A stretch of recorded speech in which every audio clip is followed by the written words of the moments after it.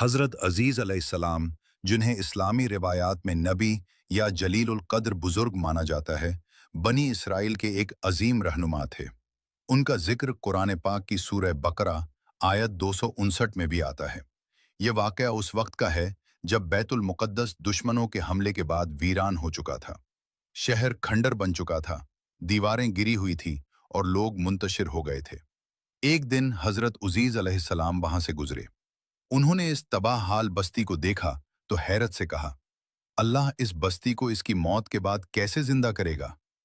اللہ تعالیٰ نے انہیں اپنی قدرت کا مشاہدہ کرانے کے لیے 100 سال تک موت کی حالت میں رکھا۔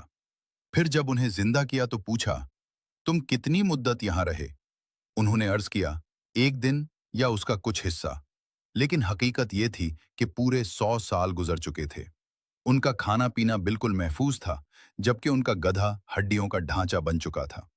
پھر اللہ تعالیٰ نے ان کی آنکھوں کے سامنے ان ہڈیوں کو جوڑ کر گدھے کو زندہ کر دیا۔ یہ منظر دیکھ کر حضرت عزیر علیہ السلام پر اللہ کی قدرت واضح ہو گئی اور انہوں نے کہا، میں جان گیا کہ اللہ ہر چیز پر قادر ہے۔ روایات میں آتا ہے کہ بعد میں انہوں نے بنی اسرائیل کو تورات دوبارہ یاد کروا کر دین کی اصلاح کی، کیونکہ اس زمانے میں بہت سے لوگ تورات بھول چکے تھے۔ حضرت عزیر علیہ السلام کی زندگی ہمیں یہ سبق دیتی ہے کہ اللہ کی قدرت پر کبھی شک نہیں کرنا چاہیے۔ وہ مردہ زمین کو بھی زندہ کر سکتا ہے اور بکھری ہوئی قوم کو بھی دوبارہ عروج دے سکتا ہے۔